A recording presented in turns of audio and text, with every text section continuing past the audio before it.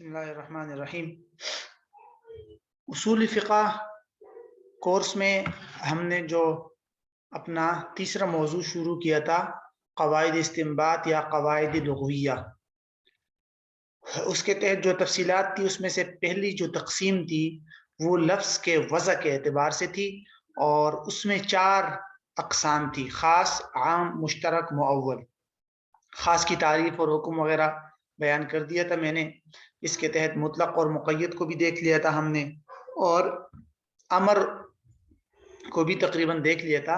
हाँ, अलबत्ता अमर के बारे में 1-2 छोटी-छोटी बातें ज़हन में रख लीजिए। आखिरी एक तो ये कि क्या अमर तकरार का तकाज़ा करता है या नहीं?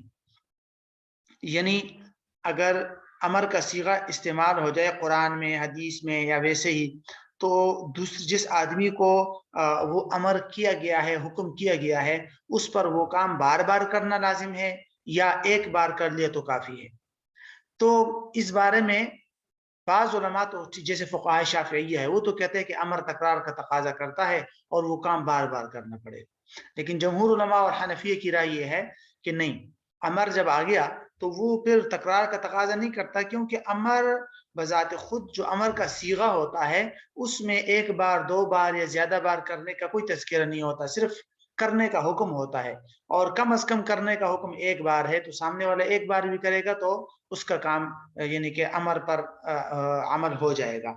हाँ, ये अलग बात है कि अगर अमर को किसी सबब के साथ मुअल्लक़ कर दिया गया या किसी शर्त पर उसको डिपेंड कर दिया गया, तो फिर जब भी वो शर्त होगी, वो इल्लत होगी या वो बात जब भी पाई जाएगी, तो वो काम करना पड़ेगा। मसलन अक़ीमुस्सलात कुरान में 1 बार आया है ना, जितनी भी बार आया है, लेकिन नमाज का हुक्म है।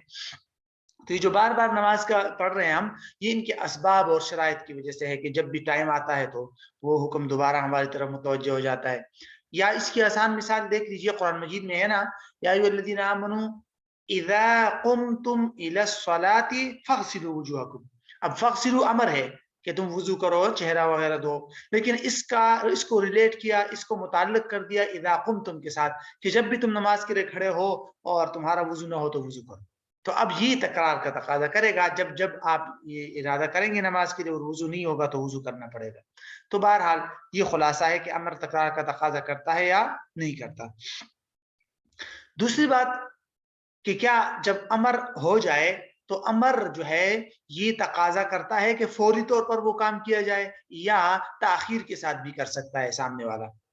मसलन अगर अल्लाह ताला ने हुक्म दिया ना, या अय्युहल्लज़ीना अक़ीमुस्सलाता व आतुज़्ज़कात, नमाज़ पढ़ो, ज़कात अदा करो, तो फौरी तौर पे वो काम करना पड़ेगा या ताख़ीर के साथ भी कर सकते हैं, जिस काम का हुक्म दिया गया है। इस बारे में भी राजिह कौल यही है, अगरचे बाज़ उलमा कहते हैं कि भई फौरी तौर पर वो काम करना ज़रूरी है। यही तो वजह है ना कि ज़कात जैसे ही साल पूरा होता है तो उन उलमा के यहाँ फौरी तौर पर ज़कात देना ज़रूरी है सारी, और ये जायज़ नहीं है कि आप ताख़ीर करें वरना गुनाहगार होंगे। लेकिन जो राजिह कौल है और अक्सर उलमा ने जिसको इख्तियार किया है वो ये है कि अमर जो है ला यदुल्लु अलल फौर, कि अमर जो है वो फौरी तौर पर काम करने पर दलालत नहीं करता। यानी वो अमर जिसमें वक़्त का तज़किरा ना हो। अगर अमर में वक़्त का तज़किरा है फिर तो उस वक़्त के अंदर करना पड़ेगा ना। लेकिन अगर वक़्त का तज़किरा नहीं है, वैसे मुतलक़ अमर है कि ये काम करो, तो उसमें आप ताख़ीर भी कर सकते हैं। यही तो वजह है कि ज़कात इसके लिए कोई वक़्त नहीं है, तो पूरे साल आप थोड़ा-थोड़ा देते रहो, बस दे सकते हैं आप, जब भी आप देंगे वो अदाई कहलाएगा। तो बहरहाल इन 2 बातों की तरफ ये मैंने छोटे-छोटे इशारे कर दिए ताकि आपके सामने आए कि ये बात का रिज़ल्ट और खुलासा क्या है और इसके अंदर कितनी बातें मज़ीद देखी जा सकती है। तो अब आप अगर इस पर मज़ीद मुताला करेंगे तो आपके सामने इंशाअल्लाह कोई नई बात नहीं आएगी, उसी बातों की थोड़ी तफ़सील होगी। तो कोशिश यही है कि बुनियादी बातों का खुलासा आपके सामने आए। अब हम आते हैं ख़ास की एक और किस्म है जिसको कहते हैं नहीं। ठीक है? ख़ास की किस्म। तो सबसे पहले हम नहीं की तारीफ़ और हुक्म देख लेते हैं और अक़साम जो है बाद में देखेंगे। जैसे मैंने आपको बताया ना कि नहीं की तमाम तफ़सीलात जो है वो बाद में देखेंगे। अच्छा, नहीं की लुग़वी माना नहीं का है मना करना, रोकना। यही तो वजह है ना, अक़ल को भी नोहियतुन कहते हैं, जिसकी जमा आती है नुहा। कुरान मजीद में आते हैं ना लिउलिन नुहा। नुहा का मतलब عقل لِأُولِنُّہا عقل والے، نوحیتن عقل، کیونکہ عقل بھی انسان کو برے کاموں سے روکتی ہے. بہرحال نہیں کا لغوی معنی ہے روکنا. اصطلاحی تعریف اس کی یوں کی جاتی ہے: طلب ترک الفعل على سبیل الاستعلاء. ٹھیک ہے، طلب ترک الفعل على سبیل الاستعلاء، ترک فعل کا مطالبہ کرنا اس طور پہ کہ جس نے یہ مطالبہ کیا ہے وہ اپنے آپ کو بڑا سمجھ رہا ہے. صحیح، اپنے آپ کو بڑا سمجھتے ہوئے کسی سے کسی کام کے نہ کرنے کا مطالبہ کرنا. آسان الفاظ میں یہ نہیں کی تعریف ہے. چلے جی، نہیں کی تعریف تو ہو گئی.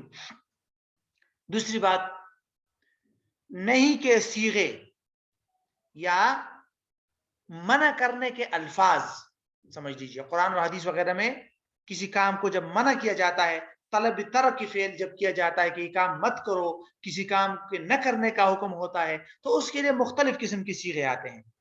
مثلا ہر وہ صیغہ جس میں کسی کام کے منع کرنے کا حکم ہو. اب وہ صیغہ کیا ہو سکتا ہے؟ امتناع کا صیغہ ہو، اجتناب کا لفظ ہو. عربی میں اشارے منع کرنے کے لیے آتا ہے نا. اسی طرح ترک کا لفظ ہے، کفن کا لفظ ہے، ذرو ما بقی من الربا. قرآن مجید میں ذر کا لفظ بھی آیا ہے نا، ذرو، ذر یہ بھی امر ہے چھوڑو. دا، تو اس طرح دا، ذر، اترک، کف، اجتنب، امتنع، وہ اس طرح نہا ینہی. قرآن مجید میں آتا ہے نا ان اللہ یأمر بالعدل والاحسان وینہا عن الفحشاء. تو ینہا اس کا بھی یہی معنی ہے کہ منع کرتا ہے. تو اس طرح کے الفاظ سارے کے سارے وہ نہیں کے لیے استعمال ہوتے ہیں. اسی طرح نمبر 2، وہ لفظ بھی نہیں کے لیے آتا جس میں حلال ہونے کی نفی کی گئی ہو. مثلا لا يحل لكم ان ترثوا النساء کرہا، لا يحل، ٹھیک ہے، یہ بھی نہیں کے لیے آئے گا. اسی طرح حرمت کا لفظ، مثلا حرمت علیکم المیتہ، تو یہ بھی نہیں کے لیے ہے. تو اس طرح کر کے یہ 3 بڑے بڑے مشہور اصول ہے جس سے نہیں کا معنی سمجھ آتا ہے.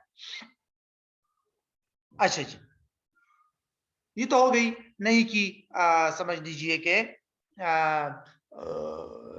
صیغے وغیرہ. اب نہیں کا حکم، نہیں کا حکم دیکھ لیتے ہیں کہ بھئی نہیں کا جب صیغہ آتا ہے، جب منع کیا جاتا ہے کسی کام سے، تو اس کے کیا مفہوم ہے. عمومی طور پر اس کے علماء نے تقریباً 5-6 معنی بیان کیے ہیں. مثلا ایک معنی ہے اس کا تحریم، حرام کر دینا کسی چیز کو.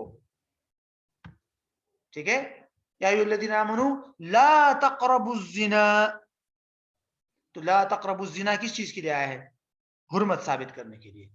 سمپل سی بات ہے. ٹھیک ہے، کبھی یہ آئے گا کراہت کے لیے. ٹھیک ہے، تو کبھی کراہت کے لیے بھی آ سکتا ہے.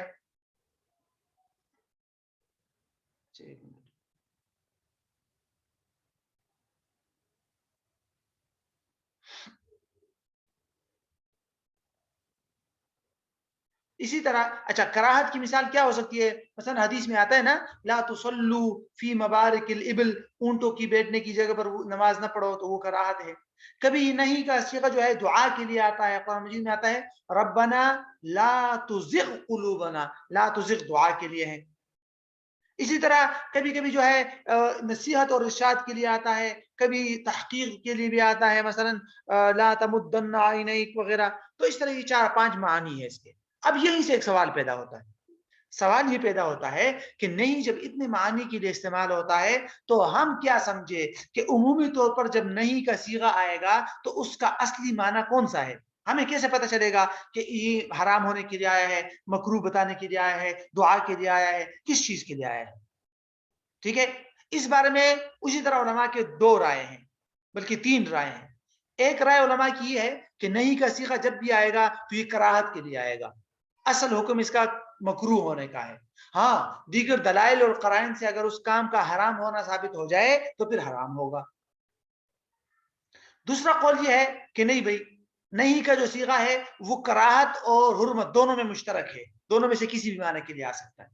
اور تیسرا جس کو جمہور علماء نے اور حنفیہ نے اختیار کیا وہ یہ ہے کہ نہیں کا صیغہ عمومی طور پر حرام کے لیے آئے گا، جہاں تک کراہت دعا وغیرہ ہے اس کو پھر آگے پیچھے قرائن علامات دلائل کی بنیاد پر اس کو دیکھا جاتا ہے، ورنہ اصل معنی نہیں کا حرام ہونا ہے۔ تو لہٰذا جب بھی نہیں کا صیغہ آئے گا تو اصلاً وہ کسی چیز کو حرام کرنے کے لیے آئے گا۔ ٹھیک ہے، تو یہ ہو گیا سمجھ لیجئے نہیں کا حکم۔ امر اور نہیں مکمل ہو گئے، اب ہم اقسام کی طرف آتے ہیں، امر کی اقسام اور نہیں کی اقسام۔ یہ بڑی مشہور اہم قسمیں ہیں، ذرا اس کو سمجھیے آپ۔ امر کی اقسام یہ ہے، بنیادی طور پر امر کی 3 تقسیمات ہے اور ہر تقسیم کے تحت کچھ اقسام ہے، بڑی مشہور ہے اور اس کو آپ نے ذہن میں رکھنا ہوگا۔ ٹھیک ہے، پہلی تقسیم ہے صفت کے اعتبار سے، تو 2 ہے، حسن لعینہ اور حسن لغیرہ۔ ٹھیک ہے جی۔ دوسری تقسیم ہے توقیت کے اعتبار سے کہ امر میں جس چیز کا حکم کیا گیا ہے اس میں وقت کا ذکر ہے یا نہیں، تو وہ ہے امر مطلق اور امر موقت۔ تیسری تقسیم ہے کہ جس کام کا حکم کیا گیا ہے اس کو وقت کے اندر اندر ادا کر دیا یا وقت کے بعد۔ ٹھیک ہے، اس اعتبار سے 2 قسمیں ہیں، شروع میں ادا اور قضا۔ ادا کی پھر نیچے 2 قسمیں ہیں، ادائے محض، ادا شبیب القضا، اور ادائے محض کی 2 قسمیں ہیں، ادائے کامل، ادائے قاصر۔ قضا کی طرف آ جائیے تو قضا کی بھی 2 قسمیں ہیں، قضاء محض، قضا شبیب الادا۔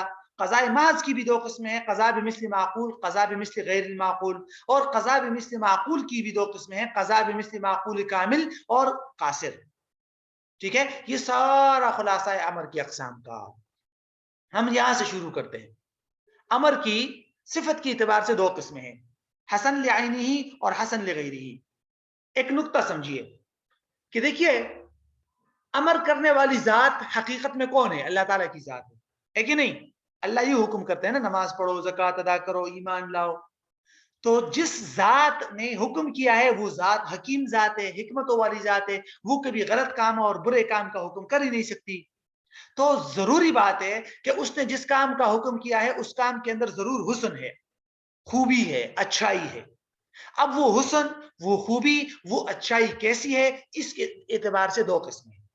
تو یہ 2 قسمیں در حقیقت مأمور بھی کی ہے، یعنی اللہ نے یا نبی نے جس چیز کا حکم کیا ہے اس کو کہتے ہیں مأمور بھی۔ تو اس کی 2 قسمیں ہیں، ایک مأمور بھی یعنی جس کام کا حکم کیا گیا ہے وہ حسن لعینہ ہو، اور 2 وہ حسن لغیرہ ہو۔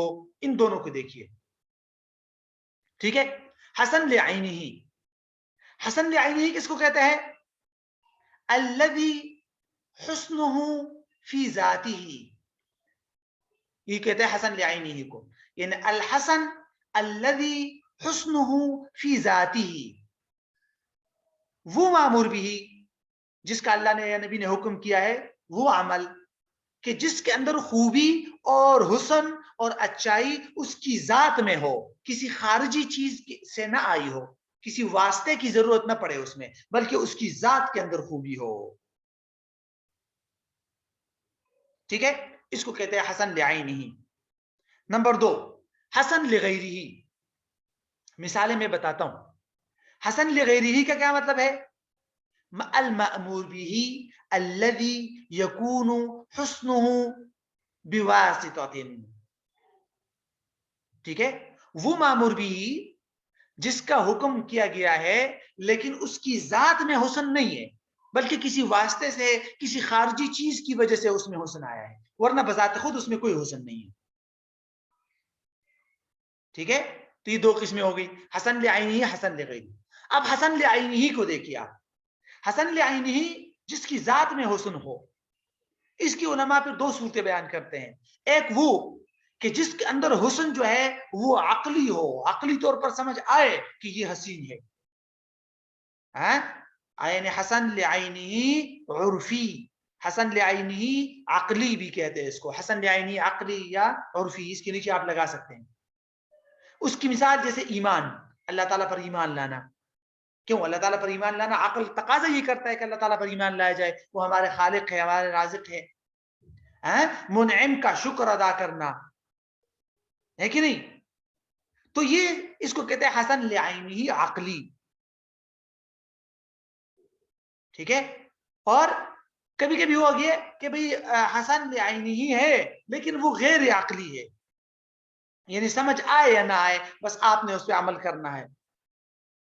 جیسے علماء کہتے ہیں نا روزے وغیرہ رکھنا، بہرحال کہ ان کے اندر جو حسن ہے وہ اس کے مطلب اگرچہ یا یہ سمجھ لیجئے حسن لعینہ کی جو دوسری قسم ہے یہ وہ قسم ہے جس کے اندر کوئی واسطہ تو ہو لیکن وہ واسطہ غیر اختیاری ہو.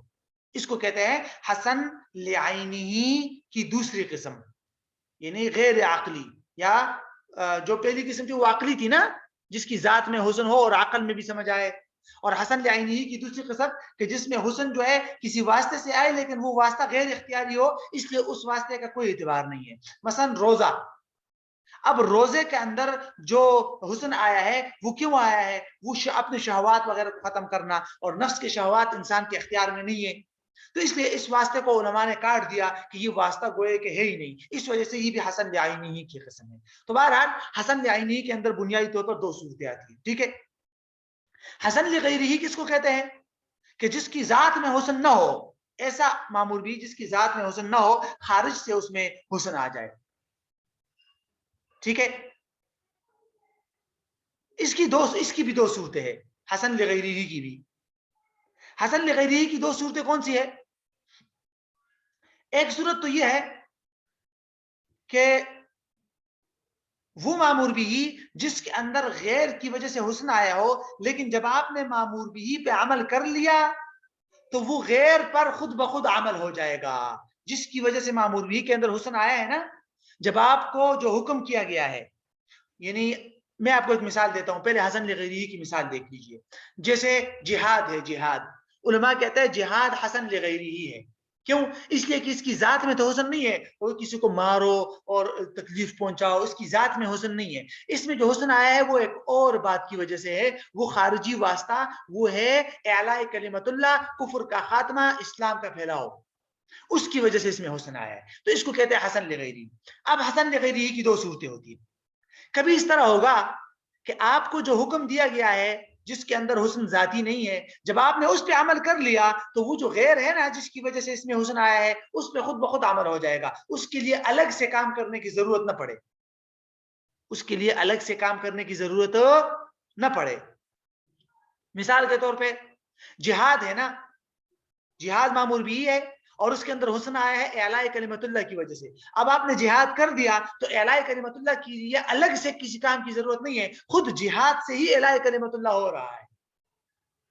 تو آپ نے معمول بھی پہ عمل کر لیا تو وہ جو غیر ہے اعلاء کلمت اللہ، اس پہ خود بخود عمل ہو جائے گا. یا اس طرح سمجھ لیجئے نماز جنازہ میں جو حسن آیا ہے وہ تعظیم میت اور دعائے مغفرت ہے، میت کے دعائے مغفرت. تو جیسے ہی آپ نماز جنازہ پڑھیں گے وہ دعائے مغفرت اور تعظیم بھی خود بخود ہوگی، اس کے لیے الگ کام کرنے کی ضرورت نہیں پڑتی.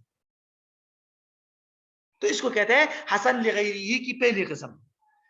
اور حسن لغیرہ کے اندر دوسری قسم کون سی ہے؟ وہ یہ کہ آپ نے معمور بھی پہ عمل کر لیا جس کے اندر غیر کی وجہ سے حسن آیا ہے. صرف اس معمور بھی پہ عمل کافی نہ ہو، بلکہ وہ غیر جو جس کی وجہ سے اس معمور بھی میں حسن آیا ہے، اس غیر پر آپ نے الگ سے عمل کرنا ہوگا. مثلا وضو ہے نا، وضو کے بارے میں آتا ہے کہ وضو حسن لغیرہ ہی ہے، کیونکہ وضو کی ذات میں کوئی حسن نہیں ہے. وضو کے اندر جو حسن آیا ہے وہ نماز کی وجہ سے ہے، تو لہذا وضو معمور بھی حسن لغیرہ ہی ہے. ٹھیک ہے جی. اب یہ دوسری قسم ہے حسن لغیرہ کی. کیوں؟ اگر آپ نے وضو کر لیا تو صرف وضو سے وہ نماز نہیں ہوئی، جس نماز کی وجہ سے وضو میں حسن آیا ہے صرف وضو کی وجہ سے نماز نہیں ہوئی، نماز کے لیے الگ کام کرنا پڑے گا، الگ فعل کرنا پڑے گا. تو یہ حسن لغیرہ کی دوسری صورت ہے. ٹھیک ہے.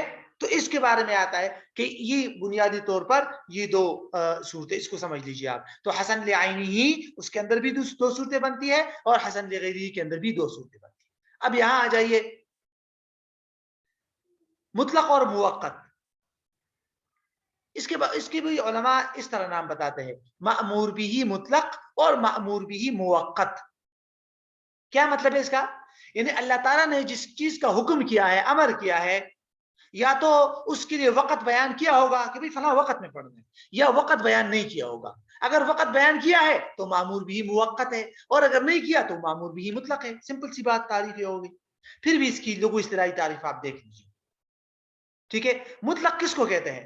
لغت میں مطلق کا مطلب ہوتا ہے ہر وہ چیز جو کسی قید، کسی شرط وغیرہ سے خالی ہو. ٹھیک ہے. ہر وہ جو کسی شرط وغیرہ سے کیا ہو، خالی ہو.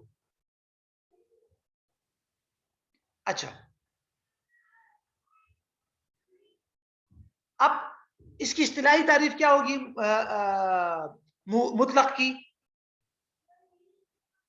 المأمور به الذي لم يقید اداؤه بوقت. وہی تعریف ہے جو میں نے آپ کو زبانی بتایا. وہ مامور بھی الذی لم یقید اداؤه بوقت، جس کی ادائیگی کے لیے کوئی وقت مقید نہ کیا گیا ہو. زکوٰۃ ہے کہ نہیں؟ زکوٰۃ کی ادائیگی کے لیے وقت مقرر نہیں. ہاں آپ ایڈوانس میں بھی دے سکتے ہیں، ابھی سال مکمل نہیں ہوئے پہلے دے سکتے ہیں، سال مکمل ہونے کے بعد دے سکتے ہیں، وغیرہ وغیرہ. ٹھیک ہے. اس کا حکم کیا ہے مطلق کا؟ مطلق کا حکم یہ ہے کہ لا يلزم العمل به على الفور، اس پر فوری طور پر عمل لازم نہیں ہے، آپ تاخیر بھی کر سکتے ہیں. ہاں جلدی کرنا مستحب ہے لیکن تاخیر کر سکتے ہیں آپ، جیسے زکوٰۃ وغیرہ. ٹھیک ہے.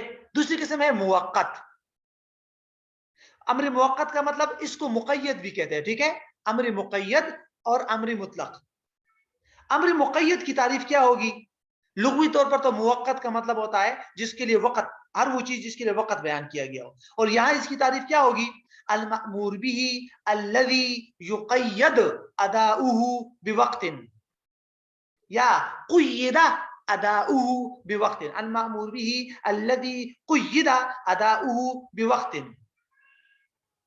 ٹھیک ہے. وہ مامور بھی جس کی ادائیگی کے لیے وقت کو قید لگا دی گئی ہو. نماز ہے، رمضان کے روزے ہے نا، اس کو اسی وقت میں کرنا پڑے گا.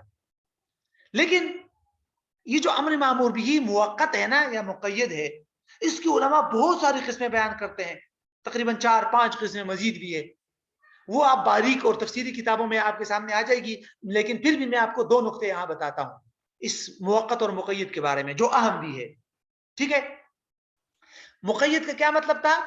کہ جس کے لیے شریعت نے وقت بیان کیا ہو، جیسے نماز اور روزہ ہے نا. رمضان کے روزے کا بھی وقت ہے اور نماز کے لیے بھی وقت ہے. ٹھیک ہے جی. اس کے اندر 2 صورتیں ہوتی ہیں. کبھی ایسا ہوتا ہے کہ وقت جو ہوتا ہے وہ اس عمل کے لیے ظرف ہوتا ہے، ظرف وا کے ساتھ، وا ظرف.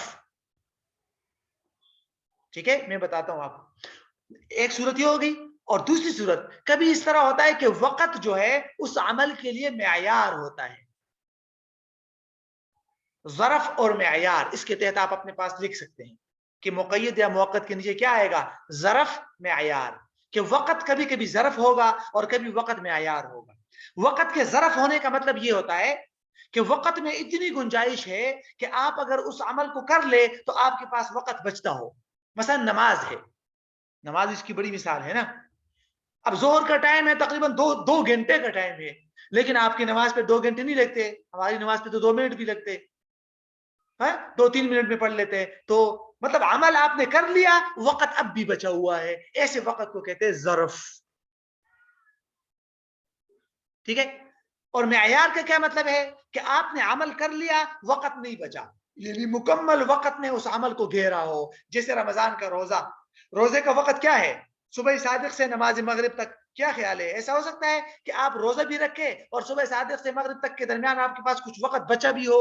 نہیں. روزہ ہوگا ہی تب جب مکمل وقت آپ رکھیں گے. تو ایسے وقت کو کیا کہتے ہیں؟ معیار.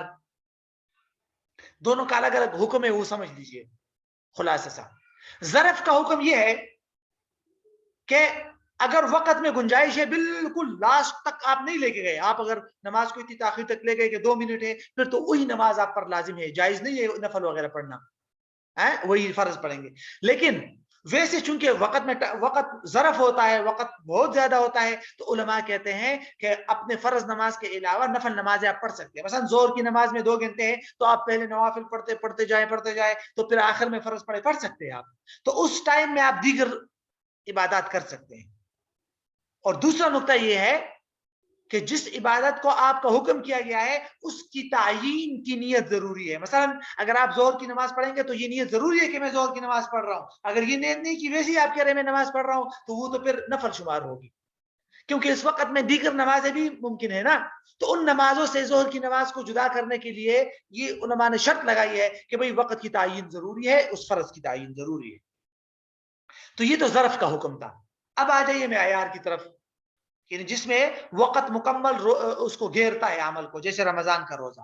اس کا حکم یہ ہے کہ اس میں آپ کوئی اور عبادت نہیں کر سکتے اسی جیسا. مطلب رمضان میں آپ کوئی اور روزہ نہیں رکھ سکتے, جبکہ ظہر کے ٹائم میں آپ دیگر نمازیں پڑھ سکتے ہیں, ہے کہ نہیں. دوسرا یہ کہ روزوں کے لیے تعیین روزے کی ضرورت نہیں ہے کہ میں رمضان کا فرض روزہ رکھ رہا ہوں, نہیں. آپ نے کہا میں روزہ رکھ رہا ہوں, کافی ہے. مطلق نیت بھی کافی ہے. کیوں؟ اس لیے کہ اس وقت میں کوئی اور عبادت آپ کر ہی نہیں سکتے, بس مطلق نیت آپ نے کر لی تو کافی. تو یہ سمجھ لیجئے, ٹھیک ہے, کہ وقت کبھی ظرف ہوگا اور کبھی وقت کیا ہوگا, معیار ہوگا. دونوں کا حکم میں نے آپ کو بتا دیا. اب آتے ہیں ہم یہاں, ٹھیک ہے, کہ وقت کے اندر آپ فعل ادا کریں. اب یہ جو قسم تقسیم ہے آخری, کہ اللہ نے یا نبی نے شریعت نے جس چیز کا امر کیا, حکم کیا, اس کو آپ نے وقت میں ادا کیا یا وقت کے بعد ادا کیا, اس اعتبار سے اس کی بنیادی طور پر دو قسمیں ہیں. ایک کو کہتے ہیں ادا اور دوسری قسم کو کہتے ہیں قضا.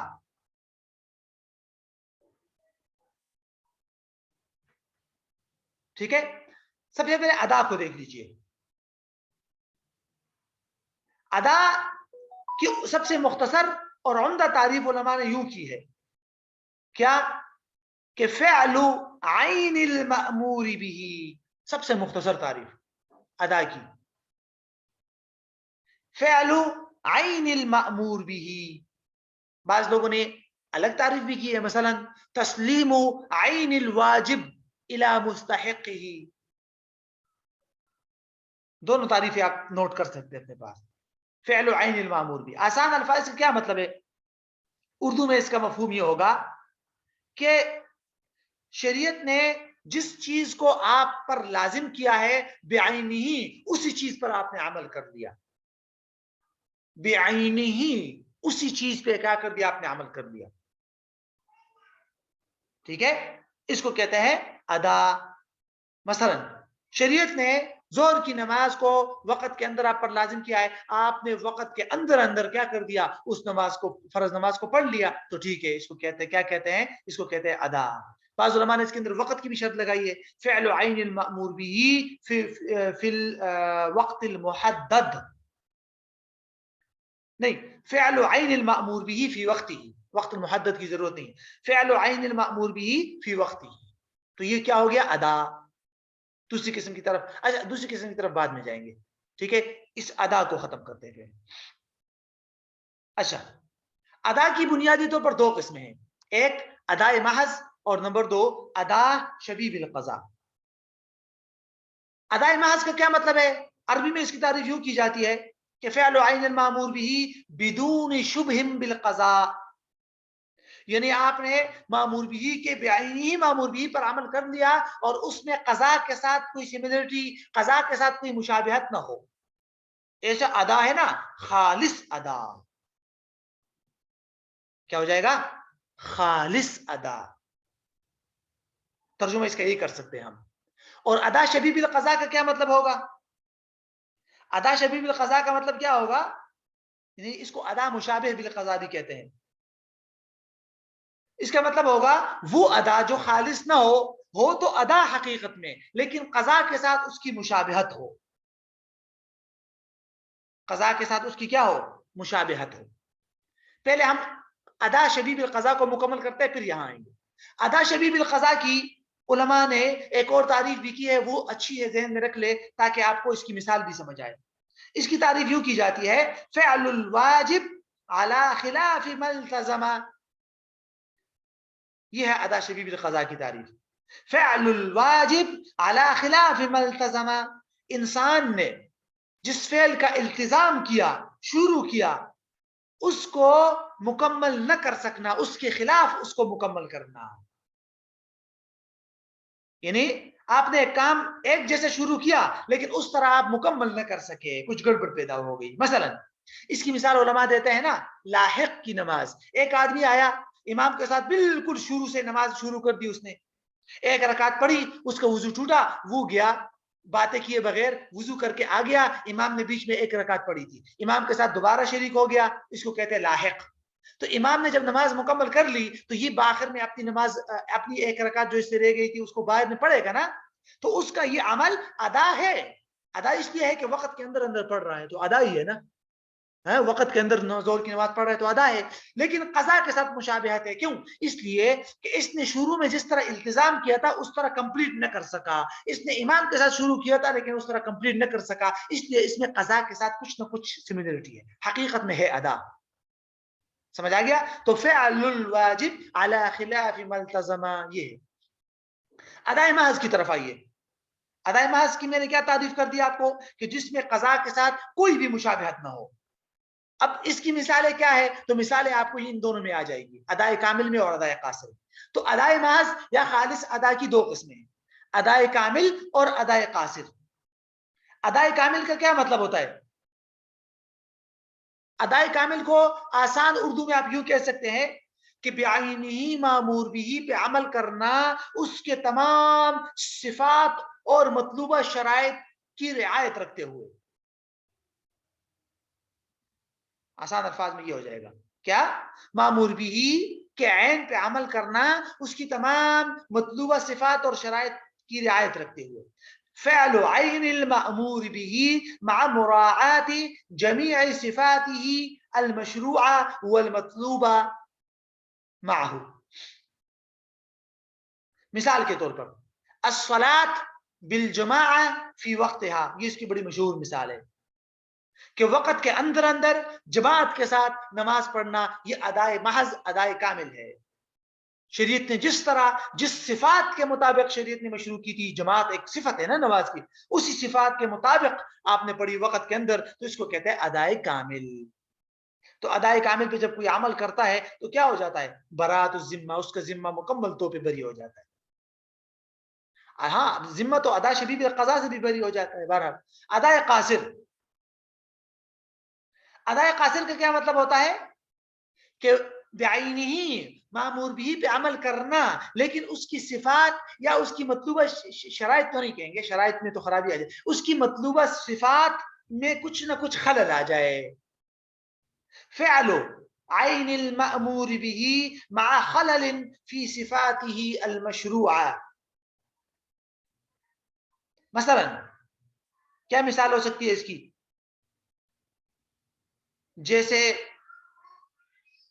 سمجھ لیجئے ایک آدمی نے وقت کے اندر تو نماز پڑھی لیکن سورہ فاتحہ اس میں بھول گیا ہے, یا سورت پڑھنا بھول گیا, ٹھیک ہے, یا ایسے سمجھ لیجئے اب سورت وغیرہ تو خیر پھر بھی لازم ہے, ٹھیک ہے, اور دوسری صورت یہ ہوتی ہے کہ کچھ ایسی چیزیں چھوڑ جائے نا جو لازم نہ ہو, مطلب سنن وغیرہ ہو, جیسے جب نماز پڑھ لینا اکیلا جماعت کے ساتھ نہیں پڑھی, تو اس کو کہتے ہیں ادائے قاصر. تو ادائے قاصر کا کیا حکم ہے؟ ادائے قاصر کا حکم یہ ہے کہ دیکھا جاتا ہے کہ جو چیز جو صفت آپ سے چھوٹ گئی ہے, رہ گئی ہے, اگر اس کا ازالہ ہو سکتا ہے, اس کا انجبار ہو سکتا ہے, تو پھر آپ نے وہ کام کرنا ہوگا. اگر نہیں ہو سکتا تو بس ثواب میں تھوڑی سی کمی آ جائے گی بس. مثلا سورہ فاتحہ رہ گیا, ہاں ادائے قاصر ہے نا, تو اس کا جبیرہ اور اس کا ازالہ کیسے ہوگا؟ سجدہ سہو سے. آپ سجدہ سہو کر لے تو ٹھیک ہے بھائی, ادائے قاصر ہو گیا, لیکن ہو گیا, اس کا ازالہ کر دیا آپ نے. اور اگر ازالہ ہو ہی نہیں سکتا, اکیلے آپ نے نماز پڑھی, جماعت کے ساتھ نہیں پڑھی, تو بس پڑھ لی, بس ہو گیا, ثواب میں کچھ کمی آ جائے گی لیکن ہو گیا, بس ذمہ بری ہو گیا. تو اس کو کیا کہتے ہیں؟ ادائے قاصر. تو یہ ہے ادا کا خلاصہ. اب یہاں سے آگے قضا شروع ہوگی, اس کو انشاءاللہ اگلی کلاس میں اس کو لے جائیں گے. ارادہ تو میرا یہ تھا کہ نہیں والا بھی پڑھیں گے آج سارا, لیکن کوشش کریں گے یہاں سے لے کر یہ نہیں والا سارا مکمل ہو جائے, پھر انشاءاللہ